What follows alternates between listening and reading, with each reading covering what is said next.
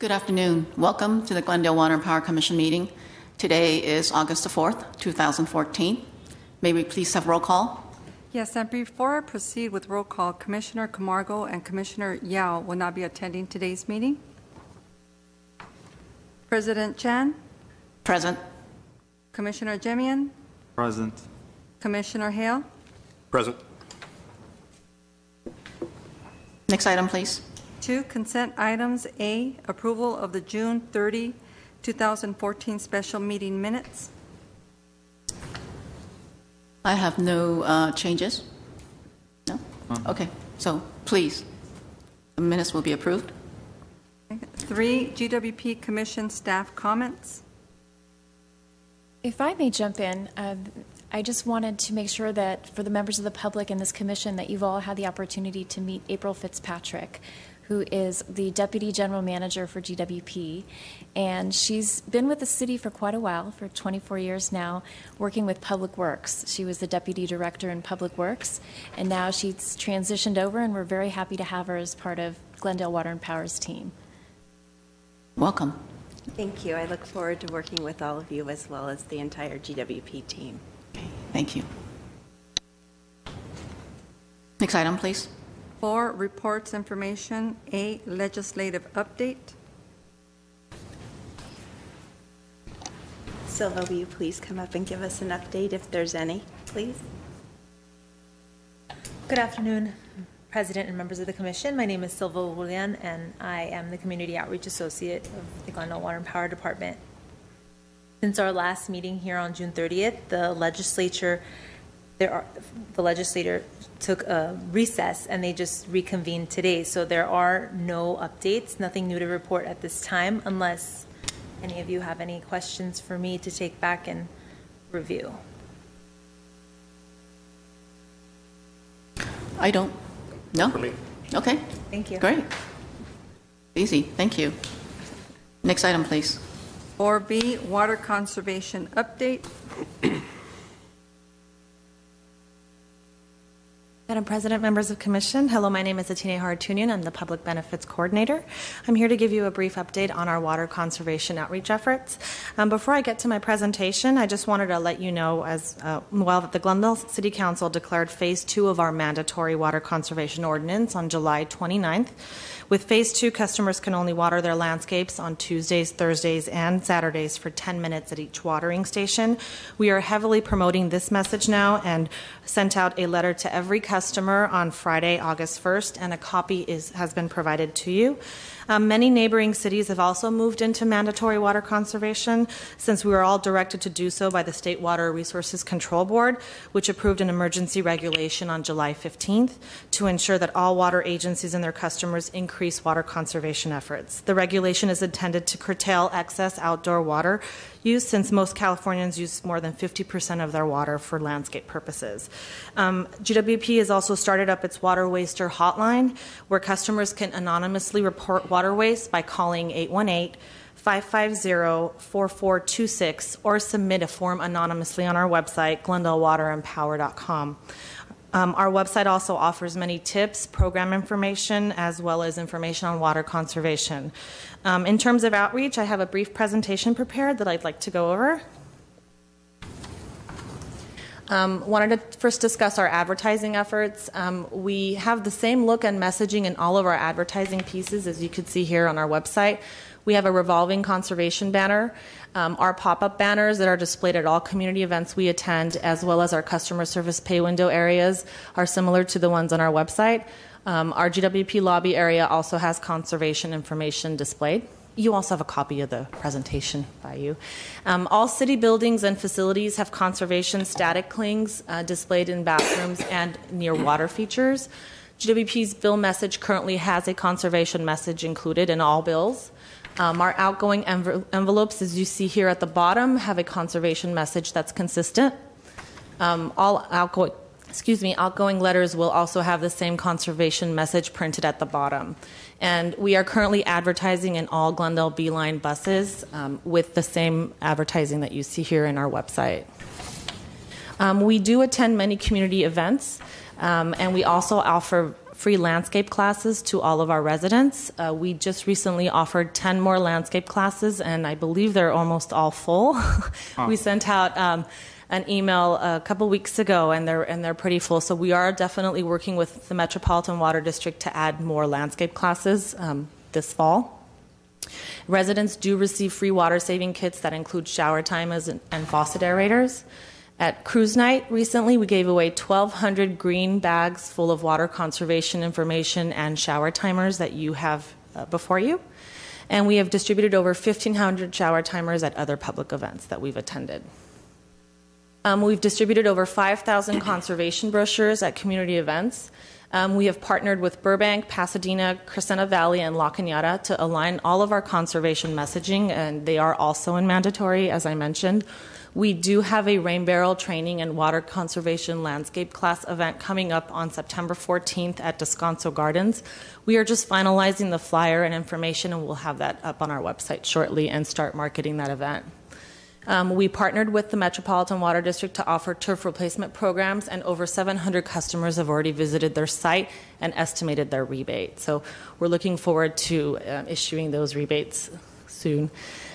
We've distributed over 150,000 hot and cold conservation brochures. These went to all customers in their GWP bills, and we continue to hand them out at customer service counters, and we have translated those brochures into Armenian, Korean, and Spanish.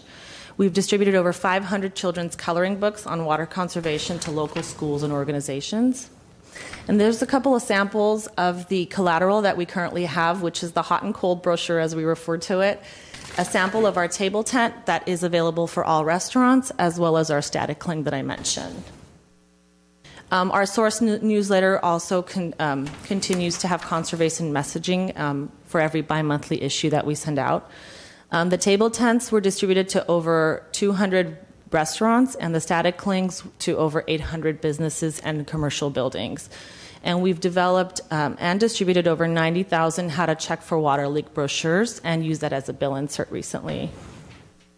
We continue to post conservation information and messaging on our social media networks, including Facebook and Twitter.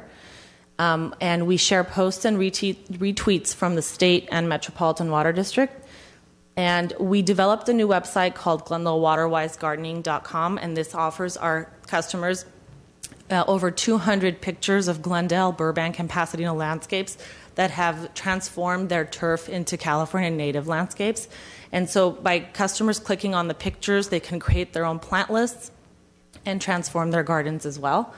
And we are also working with GTV6 to promote conservation on their Look Ahead and On the Move programs. So what should our customers do to conserve? Obviously conserve water. Watering landscapes only on Tuesdays, Thursdays, and Saturdays for 10 minutes at each watering station. Again, that phone number to report water waste is 818-550-4426 or on our website at glendalewaterandpower.com. Or you can email us for conservation information, educational materials at any time at gwpconservation@glendaleca.gov. That's all I have. Are there any questions? Yes, I do. Thank you so much for that update. So if somebody reports someone wasting water and calls that number, what happens? What happens is our customer service department will issue a warning letter and let them know and check off the violation that has been violated. And what we can do is also follow up, or if they call, we can let them know that a violation was reported, and we ask that they fix the problem. If they deny it, then we just say it was a warning letter. If we do receive a call again for the same resident, a second warning letter goes out. Mm-hmm. And at that point, then if the problem is not fixed or the customer is not responding, then we will move to further citations if necessary. Okay. What is the amount on the citation? It depends on the violation. They start from $150 up to $500. It depends on the fee schedules that we have. Okay, that's good information. And so you mentioned earlier this is phase 2. Yes. How many phases do we have? And We have 5 phases. Phase 1 is voluntary, which is what we were currently in and in at all times. We are in phase 2, but our no water waste policy is in effect at all times. So regardless of the phase, our no water waste policy, which does have violations on it if customers don't abide by it, that is in effect at all times, regardless of the phase. Okay. And just to get an idea, what would phase 3 be? Phase 3 would be 2-day-a-week watering schedule. So it'd be Tuesdays and Saturdays. Okay. All right. And 4? Phase 4 would be 1 day a week, I believe. Christine, yes. Yes. I think that's correct. And yes. phase 5 would just be deep watering of trees and plants and larger plants. It would be no sprinklers. No water, period. No water, period. Okay.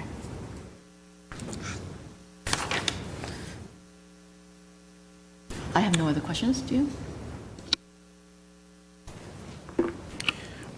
So I wanted to ask, when did the marketing begin sort of in earnest? When did the big push start? How far ago was that? Sure. The big push in terms of mandatory started right after July 29th. We did start hinting at it because the media started hinting at it because Northern California in some cities were already declaring mandatory. So I would say in the early start of summer, a lot of the media coverage was centered around mandatory conservation, rationing in some cities. So our messaging at that time was that we are involuntary and that we asked all customers to increase their water conservation efforts. However, in moving to mandatory on July 29th is when we started promoting the 3-day-a-week watering, that it is mandatory, and we gave customers the specific days they could water. And then with all of the messaging that's been going on for the past few months about, hinting at mandatory and with the steps that we've taken so far, do we have any results to show for that in terms of, month by month, lower water usage over the past year? We are tracking that, and I don't have that information with me, but I can bring that back for our follow-up meetings. That would be great, because the SACB, around the time that the State Water Resources Control Board took up the mandatory finding action, published this graphic that showed the Southern California region lagging behind in the rest of the state in its water conservation. So if we can tell a different story that Glendale is, a good actor in that regard, that would be good. And then lastly, do we have any new information from MWD about their storage capacity, storage capabilities, and where they're at in terms of utilization as well? MWD is still not going into emergency reserve storage. They are meeting demand, and however, because the State Water Resources Board declared mandatory, MWD did have enough water supply in storage. However, they do have to abide by the State Water Resources Board, but we have not tapped into mandatory supplies yet, and if we do, then MWD will be issuing a statement as well. Okay. Thank you Thank for the you. update. Okay. Yeah, very helpful. Next item, please. 4C, utility modernization update.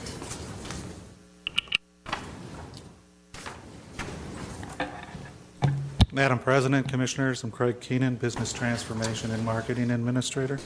Here to give you an update on the utility modernization efforts. It's been some time since we've done this.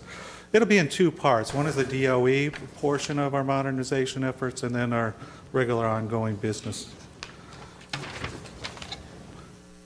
So in terms of the DOE grant project, the project ends for DOE purposes March 2nd, 2015.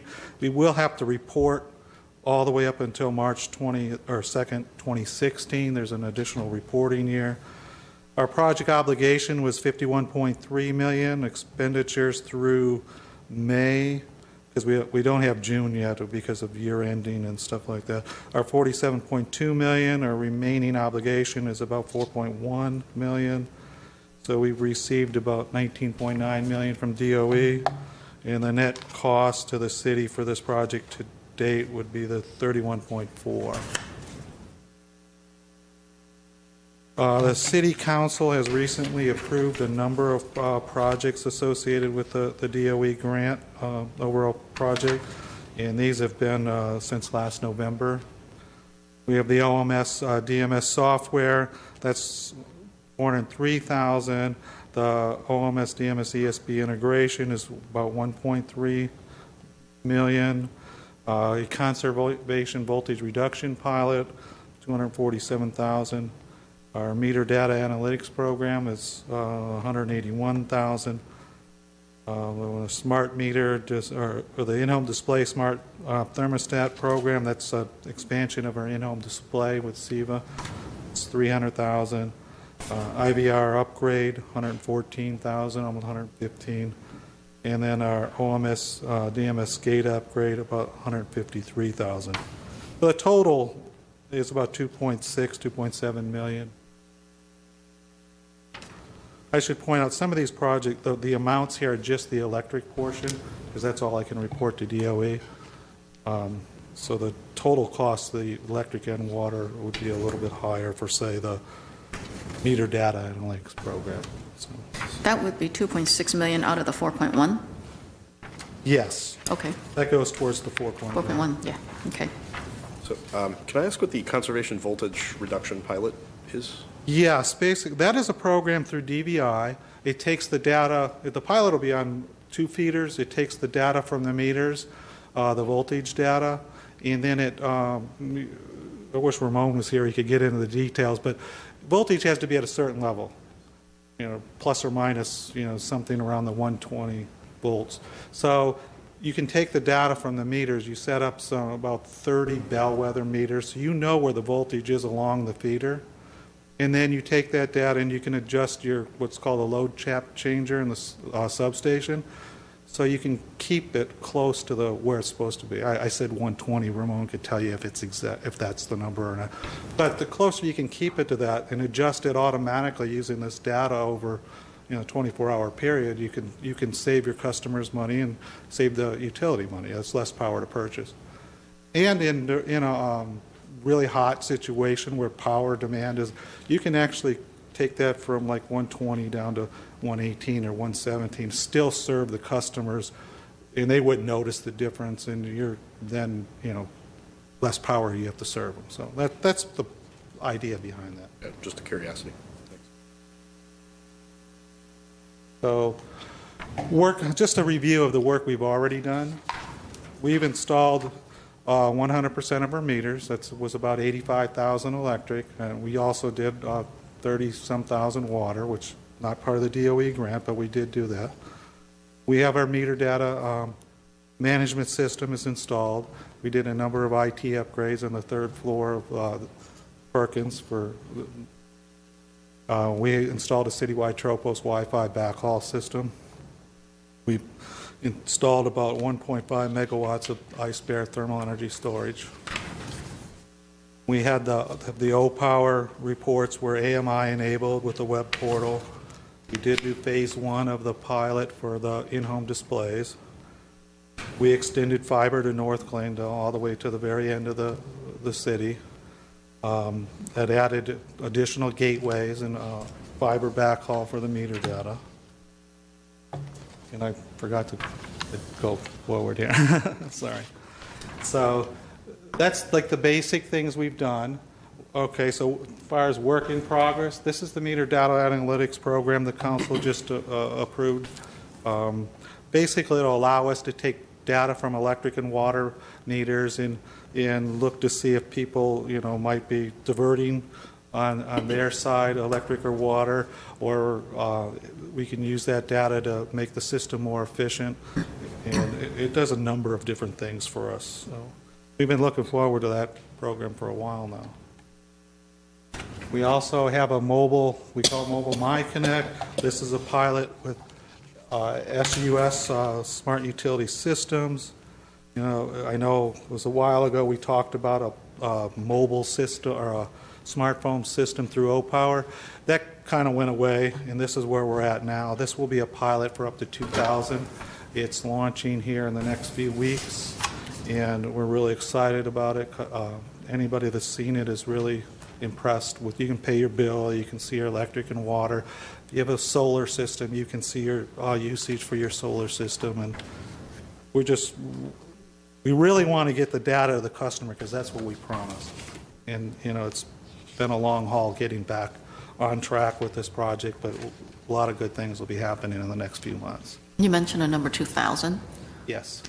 It's just a pilot pilot at this time. at this time. It's the first 2,000 who signs up. First 2,000 that sign up. I'm going to look over my shoulder and see if I said anything wrong. I believe the app is for sale not for sale, but you get the app. Melissa knows the details, so customers know where to go to download the app. Right. Good afternoon, Melissa Benson. Yes, we're gonna have the app available through Google Play, through Apple Store. In fact, that should be available. We're looking to launch on the 18th. We're very excited about that. The app is going to work on tablets, on mobile phones, have a customer portal online. It's beautiful. It's easy to use, simple, clean, and you can do just about everything on it. Between paying your bill, looking at your billing history, you can report outages if you happen to see one. In the next section of the pilot, if we decide to go that way, you're going to be able to take pictures of what you've seen and send those or send attachments all through your mobile device. How much is the app? The app is free. Yeah. Oh, that's free. Yeah, Okay. it's free. Yeah, absolutely. Great. And so you would only allow 2,000 initially. Anyone That was who the pilot, up to 2,000. And then easy to expand that depending on your council approval of the fund. We've got everything in place to make this work. All we need to do is add users. So. Okay, that's great. What is the plan for adding users? It's the first 2,000 that download the app. I know, but I mean, listing it, are we past that, or? No, we're just going to roll out Right. the first 2,000. So listing it in Google Play and not, in the Apple Store doesn't mean it's going to get downloaded. Is there a plan for getting this to the people, or I'm sure A marketing plan. marketing will be probably involved in that. Yeah. That's Ine. But yes, there's plans. to We'll have a expand. Tina come up and explain the Just a marketing brief. aspects of it. Tina Hard Union. We plan on rolling this out in our newsletter and on our website and through social media. It is 2,000 customers, so we did the same kind of rollout for SIVA's expanded pilot, and we got a lot of customers responding. So we are excited, and it's a great way to reach out to customers. And if we feel that we don't have that 2,000 after a while, then we'll look at other options. But we feel really confident that those are the ways to reach our customers for this pilot. Okay, and our customers can start downloading August 18th. Whenever it's available, yes. August 8th? 18th. 18th, right. Okay, great, thank you. Thank you. So, and phase 2 of the SIVA pilot will be rolling out. This is going to take us a couple more months. We're finalizing the contract, and then we have to order the thermostats, and there's a back order on those. But this will be in what you call a home area network. So you'll have your frame with the stuff that's been on there, but it will also allow us to communicate through this frame to other customer appliances and things. So we can set up different programs and things like that for customers. So. This is phase 2 in the sense that we're getting more people to receive this. Is the frame different from the ones you gave out in phase 1? No, the frame is the same. Same. The frame was always able to communicate through Yes. Zigbee and through Wi-Fi. So the frame itself will be the same in that respect. Phase 2 is expanding up to 500 customers and adding a smart thermostat that the frame can communicate to, and then you could communicate to through your smartphone or tablet. Okay. So just to get this clear, the thermostat is being given with the frame? Yes.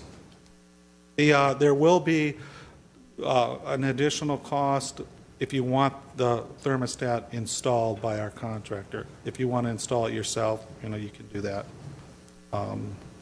And I believe that's payable on the bill? Yes. Yeah, so it's like $150 or install, I believe, and then you can pay that on your bill, so it makes it real easy.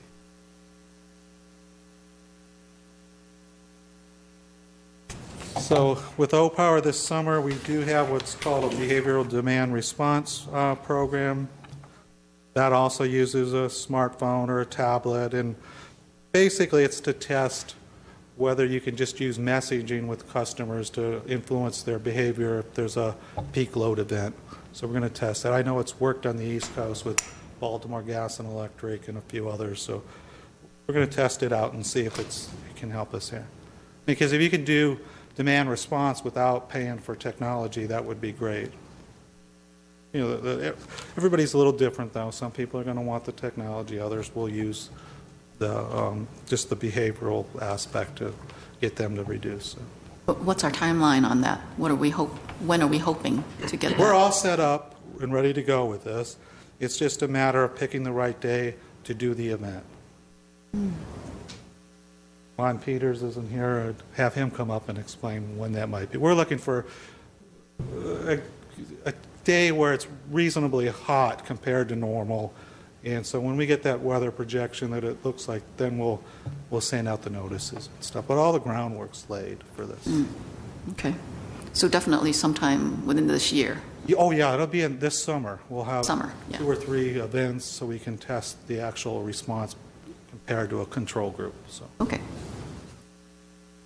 So this was the conservation voltage reduction program that I had mentioned.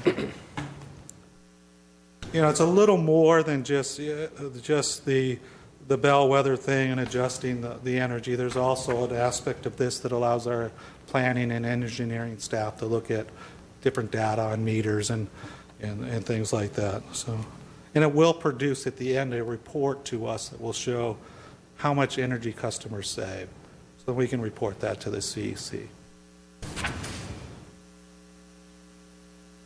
The outage management, distribution management system, we're working with UISOL and Advanced Control Systems to finally get our OMS, we call it OMS DMS, Outage Management Distribution Management System. This is the software package that's finally going to, this bar down the middle here, I don't know if I know how to use this. We'll just say the bar down the middle. That's the ESP that we did purchase a couple of years ago. It's in the data center. It allows us to communicate with various systems in a common language.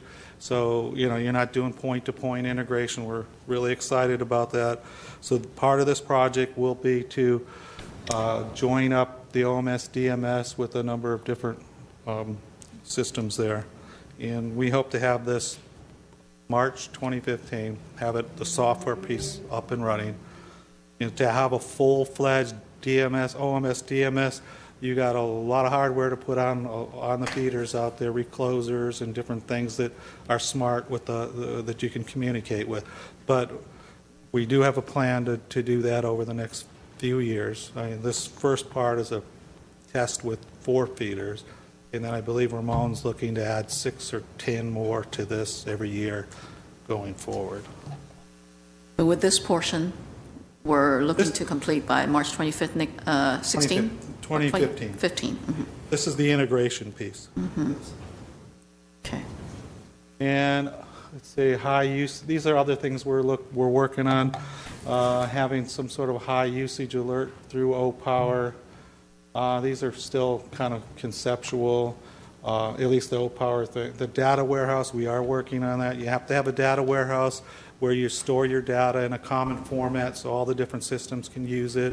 And then when we are looking to do reports and other things, you know, we have the data right there. You don't have to search for it in 3 or 4 different. It makes it a lot simpler to do reporting and such. Another thing we're looking at is an upgrade to the eCare system. That's the North Star portal that you see from online. That hasn't been upgraded in 10 years, I believe. So it's pretty old, but we'll be looking at that the next few months. With the data warehouse, that includes consumption data, that includes all of the customer data, correct? Yes, and it would include data from the OMS DMS system, the new energy trading platform we're putting in. Data from that would be in there. Different systems that are computer systems that are down at the power plant would be in that data warehouse. So at this time, we are storing that data already. It's just that they're separate? Yeah, we have a number of systems that are Right. point to point, and data Right. is stored in Yes. many different places. Right. It's And- not shared. You don't really know if it's exactly the same in every place. Mm-hmm. You know, we have a data warehouse where it's all in there. Mm-hmm. If you request for information that requires data from a number of systems, you're going to get uniform data that is the same depending on, no matter what report you're asking for, you're going to get the same information. And are you anticipating that to be completed by The data warehouse, 16, 15? I don't have Michelle Null here, she could answer that, but it's in the next, it's not going to be that long to have the initial data warehouse set up, probably 3 to 6 months. We got much of the work has already been done. So, along with high usage alerts and sort of behavioral customer demand response programs, do you have anything that sort of pushes out pricing information, some real-time pricing for the power system? Because if you got an alert that said, rates, because of power purchases, rates are at the top, 10th Yes. percentile of. We don't have that yet.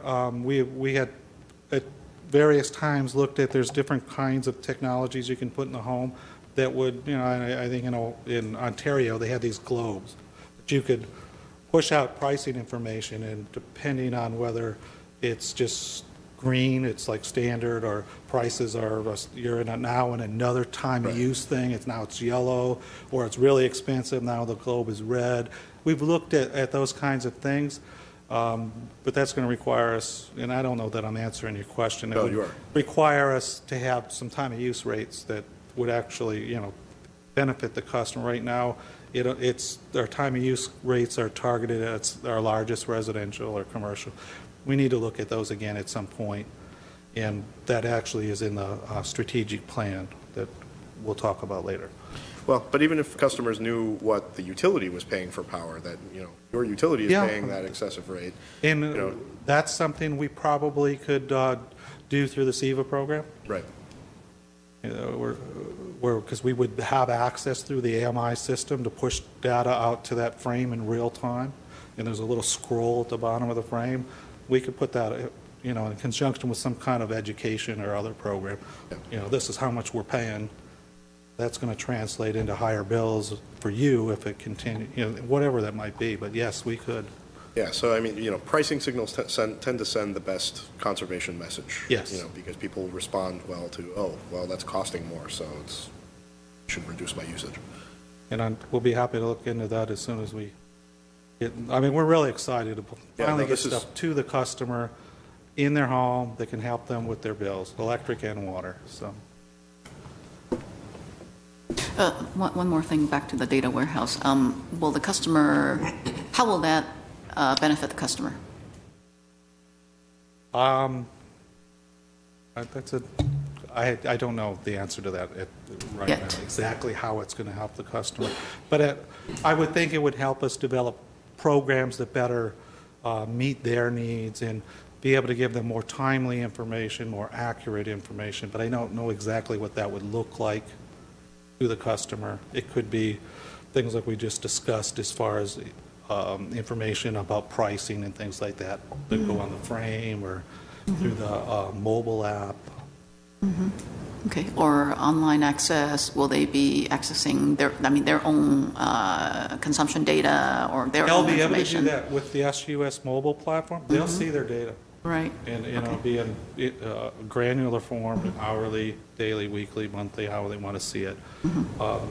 So they will have access to that. Right, and that's not part of this. No, the data warehouse, I guess I could tie it in more when we talk about the strategic plan. Strategic plan. That allows us to do, we do this KPI report where there's 100 different well, that could all be automated into dashboards. You just go to your dashboard and you see the information up to date. However, you don't have to wait for the quarterly report. It will just show you what the cost of energy has been the last few days and the last year. Okay. But, that's 6-8 years from now, where we could even begin to, do. Okay. Good. Thanks. So other modernization projects, this program we're launching, in the next couple of weeks? We'll have Melissa just come up and explain it to you, because this is kind of neat here.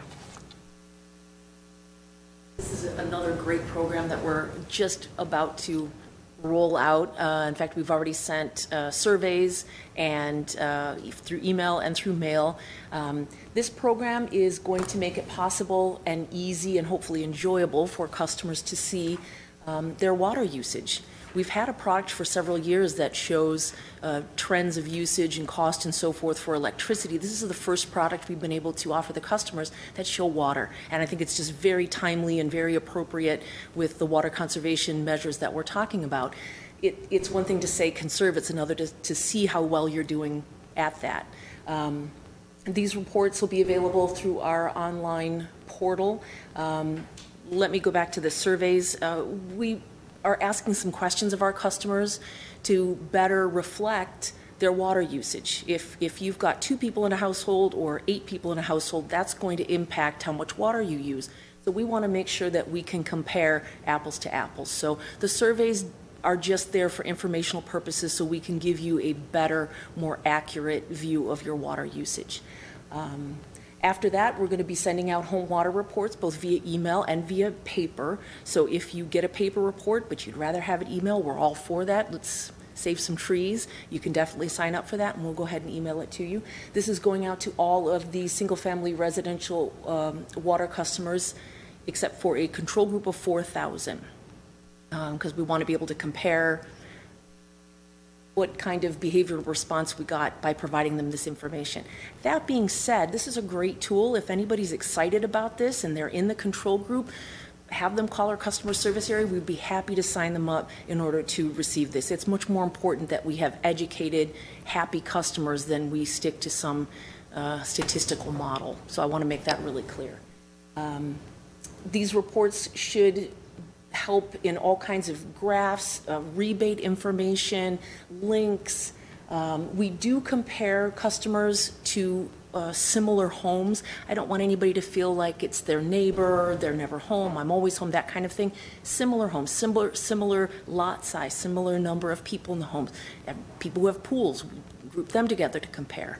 So I also want to make that really clear. This is a great product. We're so excited to be able to offer this. When will these reports be ready? The first reports will be emailed out the last week of this month. They'll go by email, and then the print ones will go out the week of Labor Day, so the week of the 1st. So we're very close to that, and again, excited to be able to offer that. It's going to be great. Great, thank you. How many billing cycles will the control group be not receiving reports? At least the first year, so that we can get some numbers on that. But after that, we'd like to be able to open it up to everybody without, again, that statistical thought behind it. How are you determining the control group? Is it like one area? How It was random? completely random. Okay. Thank you. We received about $78,000 from MWD for this first year of this project. And that's part of the need to have the control group, because they wanted to see savings. So $80,000 or so is good for us to start a program. So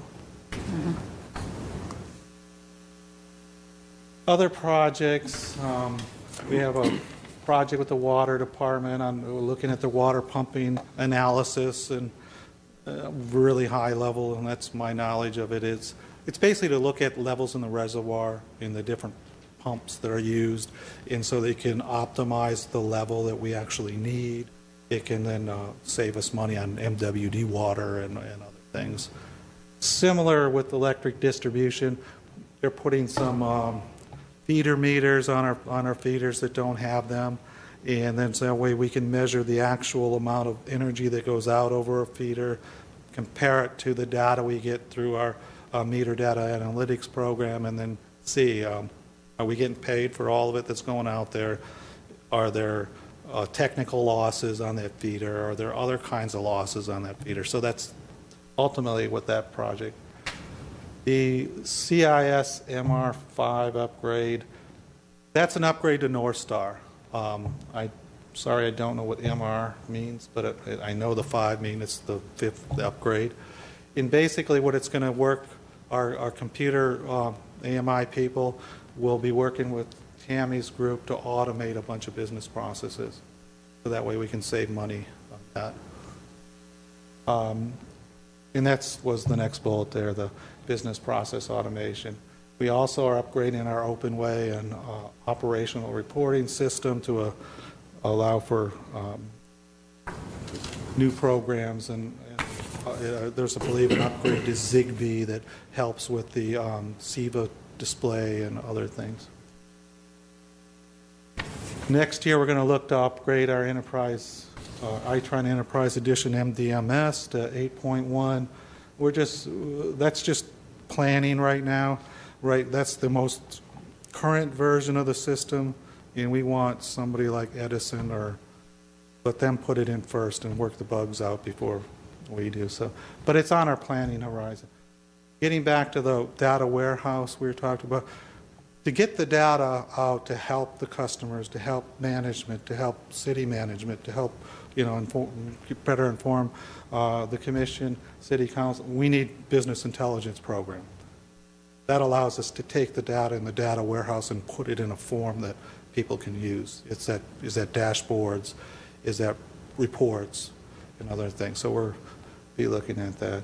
And then long-term electric asset management program and a mobile workforce management program. I think that's the last slide. So if you have any additional questions.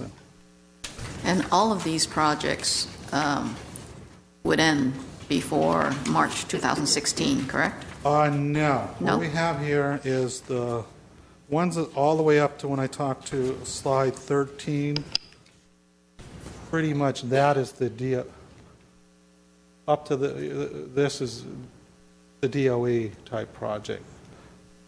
The other will go on over the next 2, 3, 4 years or more longer. I see. Okay.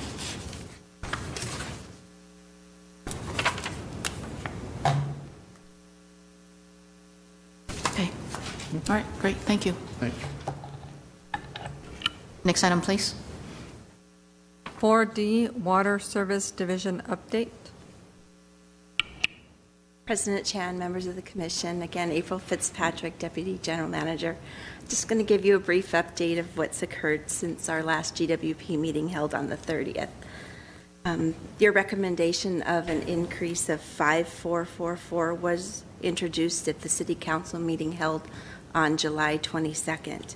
After Mr. Ochoa and Mr. Zern presented the item similar to the one that you saw here at our last meeting, after Council made their comments, staff was directed to move forward with an increase of 4,444 instead.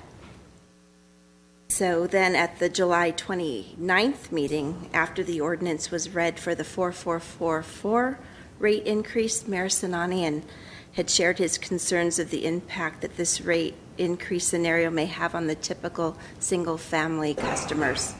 So he asked us to look at a different scenario of 3,333. So not having the specific scenario and whether or not it was a positive cash balance or not, we were deferred to bring it back tomorrow at a special meeting at 3 o'clock to the City Council, where we'll not only have that 3333 scenario, but others evaluated as well. What other ones? Within the COSAs, there's a range with the ceiling being 5,444. Yes. Mm-hmm. So we're going to present not only the 3,333, we'll compare it with the 4,444 and many others as well. I see. Different scenarios that In show. between? Yes, Okay. in between. Yes, got it. So I'm assuming that all of these scenarios are going to be decreases from what the Prop 218 notice put out, so Yeah. that Yes. to go out again for another Yes. notice. Okay. Yes. Thank you. Okay, thank you.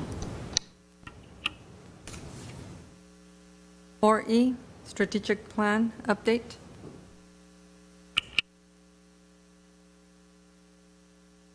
Good afternoon, Craig Keenan, Business Transformation and Marketing Administrator. We have a presentation here. It's kind of long. Basically, we've been working on a draft strategic plan for a couple of months now, and there was a group of myself, Tammy Valier, Customer Service Administrator, Ramon Obweg, and Steve Lenz, who is now left to go to SMUD. So basically, I just wanted to present to you what we've come up with. It is a draft, and I'll just go through it, and if you have questions or comments, we'll try and capture those the best we can. And so let's just get started. The plan basically has 20 strategic goals. There are 40 key initiatives. Those are essentially projects that we're going to be working on that feed into these goals. And they're in 6 areas of emphasis. You got customer engagement and satisfaction, organization and structure, grid operations, that's electric and water, technology and business systems, a lot of which we just discussed in the modernization presentation. And we have power, water, and facilities, and then financial performance and business development. So under customer engagement and satisfaction, we have 2 strategic goals. Basically, we want to be able to measure how well we're doing in terms of customer satisfaction and customer value. And our benchmark will be the CMUA, California Municipal Utility Association surveys. They do annual surveys, and we'll measure ourselves against that. And we want to be in the top 25%. You know, higher than that if we can be, but we definitely want to be in the top 25%. Plus, the second goal is to integrate our business systems and processes to increase efficiency and interaction to improve customer satisfaction. And we want to get that in place by 2018. That has something to do with our data warehouse and our business intelligence and that enterprise service bus, tying our systems together so we get quicker, more accurate information out. The 7 initiatives. So the first one is the mobile customer access to data by December 2015, enroll 25% of residential customer base by 2017. That is that SUS mobile. That's what we have going for us right now, but if it turns out to be something else, then that's fine. But we really need to be able to get customers mobile access to data in significant numbers by June 2017. Develop a common customer experience along at least 2 residential customer interface channels by 2015, and enroll 25% of the residential base by June 2017. Some of these things kind of overlap, but you know, we have the frame, we have the mobile app, we have O-Power. Those are the different channels. We want it to look and feel the same. If they go to our web, they get our newsletter, they go to the frame. We want them to know it's GWP and it's a common look, common experience, things they're familiar with. Complete the fully functioning outage management system by June 2015. We talked about that a little bit in the modernization update.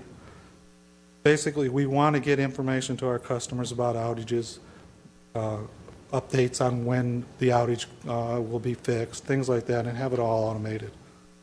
Implement a full-scale in-home area network program for residential customers by June 2015. Enroll 10% of residential customers by June 2017. That's the SEVA program. Develop the capacity to tailor programs and services to specific customer segments by June 2015. Develop an associated action plans to leverage projects and services to those segments. We want to be able to segment our customers. We want to send information to customers that's relevant to them. We want mass mailings and stuff to the extent we can tailor our messages to the customers that actually want that message.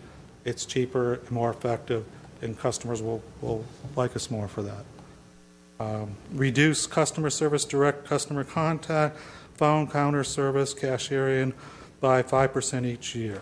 And that would be starting, immediately, the next year. It's not that we don't want to talk to our customers, and we want them to have other options than to call us. Myself, I like self-service. I like going to the web. I like mobile, but only if I can get the information I need. So it's going to be key to give them what they want when they want it, and if they want to call us, we're happy to talk to them. Reduce GW billing exceptions by 20% by June 2015, an additional 20% by 2016. That gets to the automated business processes we talked about before. The more we can automate, the more accurate bills and other things will be. You know, it's when you get into manual adjustments and stuff that errors can occur. So the next area is organization and structure. We have 4 strategic goals in this area. The first one, it's a lot of words here, but basically we want to have a staff and an organization that's proactive, makes decisions at the lowest possible level, based on fact-based, you know, looking forward, not reactive. And we've done a lot of that in the past couple of years since Mr. Zern has taken over, but we can always improve. Before we were in silos, you'd go into a room and you didn't even know who you were sitting across, but now people work together. Develop an organizational workforce whose competencies and skill sets are aligned with achieving the organization's strategic vision by June 2019. We want customers to know what our vision is, know what our goals are, know what we're working on, know how they fit into that whole plan, and so they buy into it and take ownership, and it really helps us meet our objectives. And I just answered number 3 already. Ensure the strategic plan is integrated into our structure, into our functions, our lines of business. So, you know, everybody that works here knows our priorities, and it's part of our culture, and our roles, and our compensation. And so we're looking to do that. Item 4, safe working environment. That's always there. We're always looking to have a safe and working environment, but it needs to be out there as a specific goal. We have 6 initiatives that we contemplate. Develop and implement an internal communications training and awards program to educate all personnel on the goals of the strategic plan, their roles towards the realization of this plan, and develop ways to recognize efforts in implementation of the plan. We want to take and do a comprehensive review of our organization, develop a plan to maximize organizational efficiency, and define and implement a succession plan for key personnel by June of next year.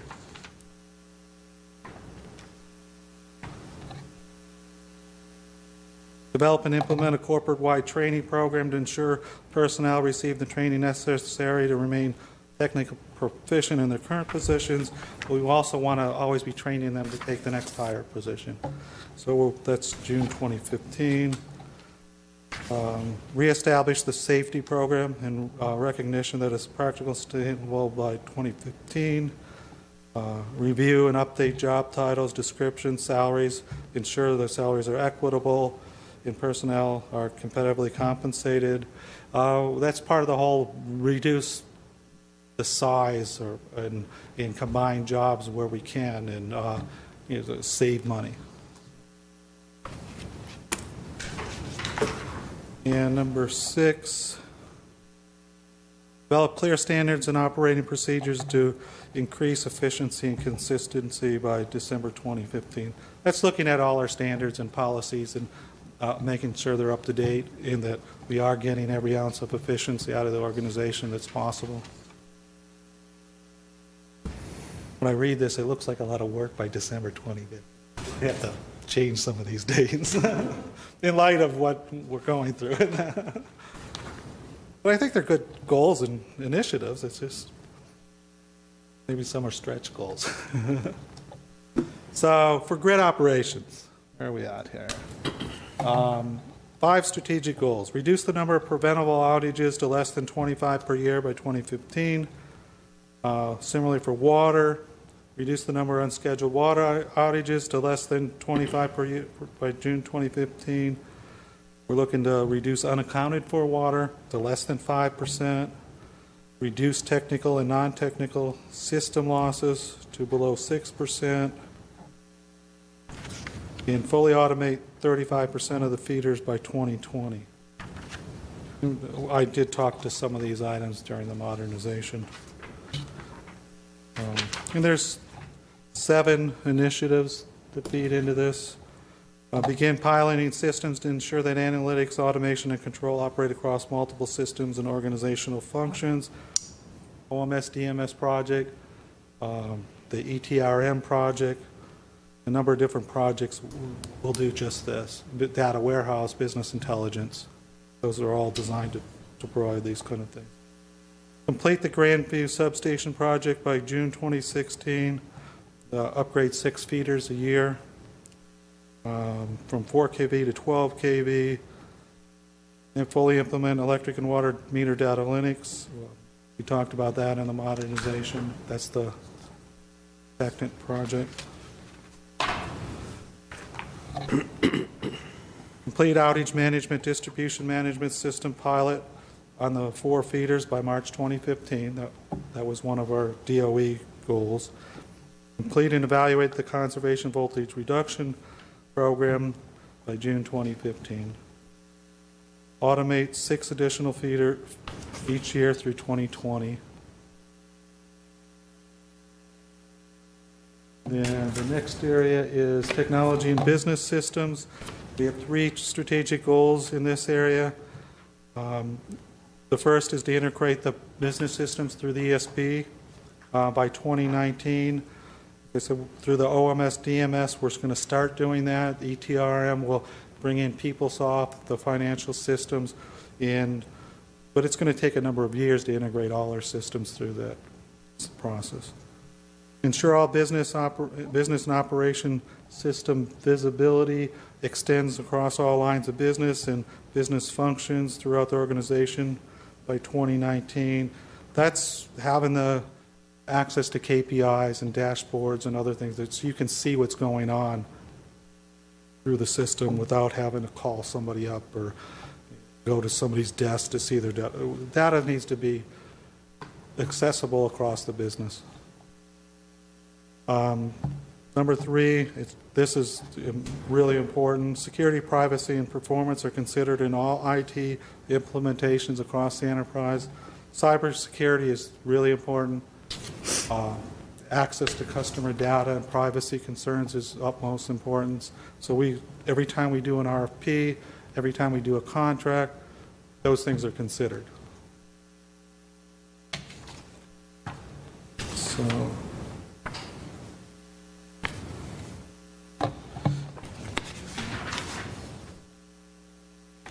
okay, so we have 9 key initiatives. And these are going to start to sound a little redundant because there's an overlap, so I'll just go through them quickly if you have questions. We want a virtual environment for our major systems. We're doing that this summer. Virtual environment means we go in and we put in the servers in such a way with the software that you can have multiple software packages run on the same servers. It saves you money, and that way we can have production and DR and test, and it's for a fraction of the cost. And we're doing that this summer. I already talked about the Itron OpenWay upgrade, talked about the Enterprise Edition upgrade, talked a little bit about the business intelligence program, and then the integration through Enterprise Service Bus. We talked about the data warehouse and the outage management, the automation platform, mobile workforce and asset management. If you have any questions on this, I know I'm going through it kind of fast, but we already talked about most of this stuff. So, power, water, and facilities. This is new. Upgrade water system facilities to automate pumps to reduce energy costs and optimize storage. Start construction of a repower of the Grayson Power Plant by June 2020. Establish second connection facility by June 2020. The initiatives we have going right now on that, 7 initiatives. Develop an initial plan to forecast power needs based on real-time data by June 2015. Complete a water master plan by December 2015. Develop a conceptual plan to repower Grayson by June 2015. That is also already in the works. We had done an RFP, and I believe we selected a vendor to do that already. I believe that's going to council soon. Then we have, same thing, develop a conceptual plan to add a second connection to the state transmission grid by 2015. We have an integrated resource plan. Sure, look into that. That's number 5, is completing an integrated resource plan that looks at all our different resources. It looks at racing, it looks at power purchases, it looks at DR programs, it looks at volt VAR management, a multitude of different things to come up with different options for implement a new residential TOU and EV rates by June 2016. We're looking for rates that would be voluntary that people can sign up for and maybe reduce their bills if they use power in the middle of the night instead of during the day. Expand recycled water system through grant funding and cost sharing programs. That's one of our initiatives. Finally, financial performance and business development. There's 3 goals here. We want to be in the top 25% of APPA, our American Public Power Association utilities of similar size and location, as measured by the biannual performance indicator survey by June 2016. What that means is every couple of years, the APPA, American Public Power Association, looks at utilities and looks at a number of different financial factors and business operating statistics, and then you can look and see where you place, what quartile. Are we in the bottom, the middle, just above average, or the top? And so we want to start measuring ourselves against those. So we have our goal is to be in the top quarter. That's probably a stretch goal for us right now, but we're going to see what we can do. Develop the organizational capabilities to support optimal management of assets. We talked about the mobile workforce program and the asset management program that was in the modernization report. We want to look for profitable new businesses, ventures by June 2016. And in support of those goals, develop and automate executive and key management dashboards, automate our KPIs, complete a fiber optics business plan, and increase our fiber optics revenue. I know our neighboring utilities make a decent amount of money off of fiber. We want to start doing that as well. And then we want to do a functional level business case for work and asset management. Start to implement that as well. I know that was a lot of detail. Do you have any questions? Yes, thank you so much for presenting this and in such great detail. I think it's really great looking at the goals and initiatives. And my first question is, how do you plan on keeping keeping us informed or reporting this to us on a regular basis? Madam President, members of the Commission, we'll be coming back to you. We'll work it into to our look ahead, but we'll have some regular, whether that's every 2 months or probably quarterly. It would be more like it, maybe twice a year, that we'll come back to you and give you an update on where we are with both the goals and the initiatives. And we've set some timelines there, and as Craig has indicated, some of them are a little aggressive, especially considering that our workforce continues to diminish. And we've lost some key positions, and we've lost some key labor in our field operations. So we're gonna reevaluate those, but we'll leave them where they are now, and we'll come back when we give you those updates. We'll indicate whether or not that's a goal that we think we might have to push a little bit because of whatever extenuating circumstances may exist, and we'll certainly share those with you as well. So while I don't have an exact time frame, we plan to have some regular item on the agenda, either quarterly or biannually, and we'll come back and give you an update on what we're doing. Right. Yeah, I think what I would prefer would be a quarterly, but I understand we have so many items that we need to discuss. So if need be, I'm open to 6 months from time to time.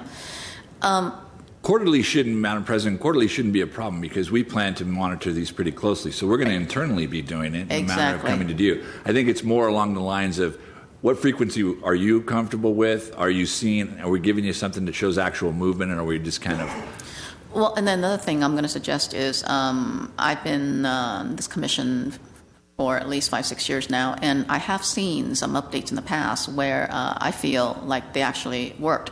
It was a scorecard. I'm sure you know what I'm saying. Yeah, and there's like 4 quarters, on there right next to every initiative. And you even color them. If you made it, it's a green. If not, then it's a red. Right. And so it's very quickly for us to be able to review and just discuss, the items that need to be discussed. Yes. So I am not going to insist on that. If you can find a better way, but if not, I'm very open to seeing that again. I think that would be great. Actually, that had come up at a previous meeting, and it was something we were going to go ahead and see if we could incorporate into this. But one way or the other, we'll give you something that gives you a real clear, quick indication of where we're at with regards to that particular goal and/or initiative. That would be great. Okay, thank you. Any other comments? No? Okay, next item, please. 5, oral communications. Don't have anyone. Next item, please. 6, agenda forecast. Okay.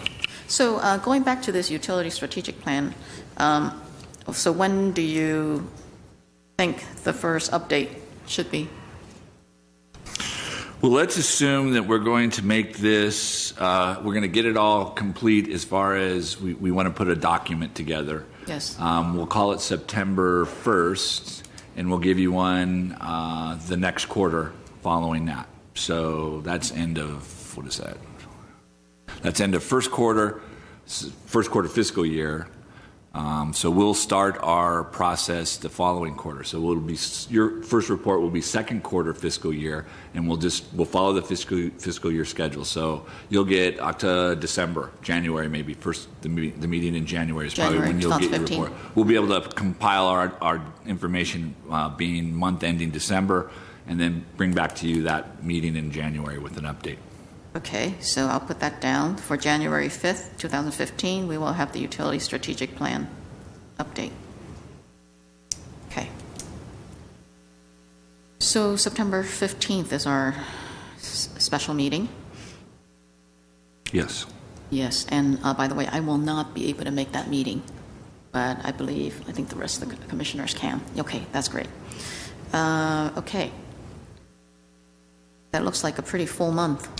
Yes, it is. And we bumped a few things because we had the rate. So one of the other things is this meeting we'll put on the agenda an update on the water rates. That's a topic that has not been finalized yet. So for which month? We'll have to do it in September. September, okay. As I don't have a report for you today, okay. We still have the water rates update, yes. And earlier, Christine, I know we talked about the appeal.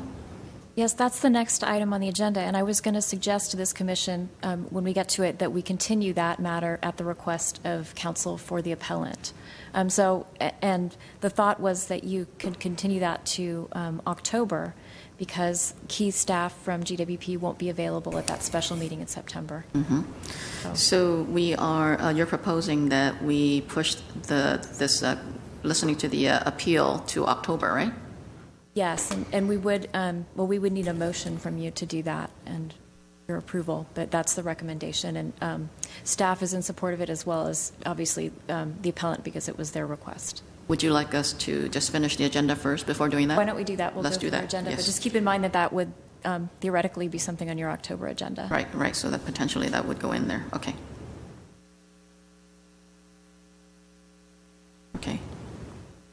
So potentially the appeal would go in October 6, 2014.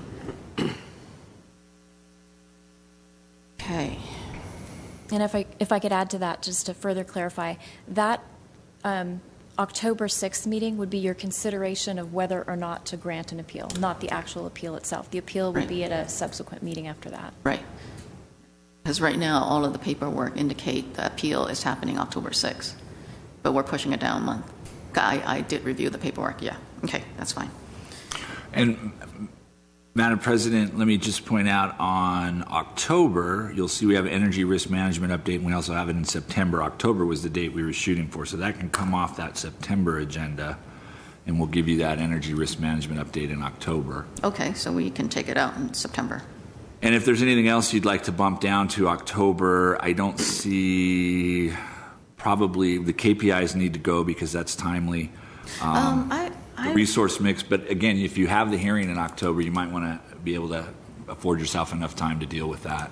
Would it be okay to move the resource mix and RPS update to October? We could absolutely do that. There's no time. We also have the utility modernization update, which we actually just heard that today. Just heard as today, well, so yeah. we might just want to strike that from the September meeting. Yeah, utility. Yes, and actually we'll probably come back to you in 2 or 3 months on that. Yeah, okay, so we're taking out utility modernization update, and then we're moving the resource mix and RPS update. I'm requesting that. I would like to be present when that happens. We're taking out energy risk management update that month, right? Correct, and we'll add in an update on water rates. Yes, the water rates, yes. Okay, yeah, that looks good for September. Okay, so for October, at this time, we have... For October, we have 4 items. Okay. I don't see anything else unless the 2 other, no? It's good to me. Yeah, okay. So at this point, we can just leave it as is and things will come up, I'm sure. Yeah, okay. Next item, please. 7, request for appeal for Edwin Turgalastian. Okay, so go Madam ahead. President, members of commission, as I mentioned, the appellant has requested that we continue this matter to the October commission meeting, and staff agrees with that recommendation. So if you're so inclined, then I'd recommend that you adopt a motion continuing the decision whether or not to grant an appeal to the October regularly scheduled commission meeting. Okay, do I have a motion? So moved. Is there a second? Second? All in favor? Aye. Next item, please. 8, adjournment. A motion? Motion to adjourn. Second. All say aye. Aye. Aye. The meeting's adjourned. Thank you.